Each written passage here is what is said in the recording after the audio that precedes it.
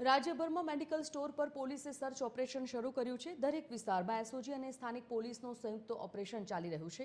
એવામાં અમદાવાદના અલગ અલગ વિસ્તારોમાં ચેકિંગ કરવામાં આવ્યું હતું।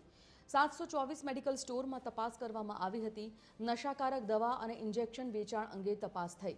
અમદાવાદમાં એક એનટીપીએસ સહિત 160 કેસ કરવામાં આવ્યા। જીવરાજ પાર્ક વિસ્તારમાં મેડિકલ સ્ટોર ઉપર પોલીસનું ચેકિંગ કરવામાં આવી રહ્યું છે। તો પોલીસે ચેકિંગ કર્યું છે તો પ્રિસ્ક્રિપ્શન વિના નશાકારક દવાઓનું વેચાણ થાય છે કે કેમ તે અંગે પણ પોલીસ તપાસ ચલાવી રહી છે। કેટલીક દવાઓનો નશામાં ઉપયોગ કરવામાં આવે છે।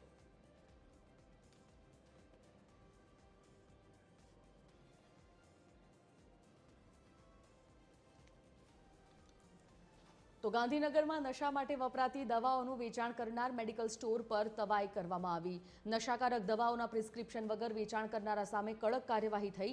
પાટણમાં અત્યાર સુધીમાં 61 સ્થળો પર ચેકિંગ કરવામાં આવ્યું। તો બીજી બાજુ સુરતમાં પણ મેડિકલ સ્ટોર પર પોલીસે મેગા ડ્રાઈવ શરૂ કરી છે।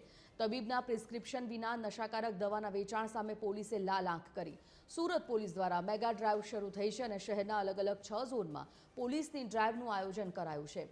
ડ્રાઈવમાં શહેર પોલીસ વિભાગના ડીસીપી કક્ષાના અધિકારીઓ જોડાયા હતા।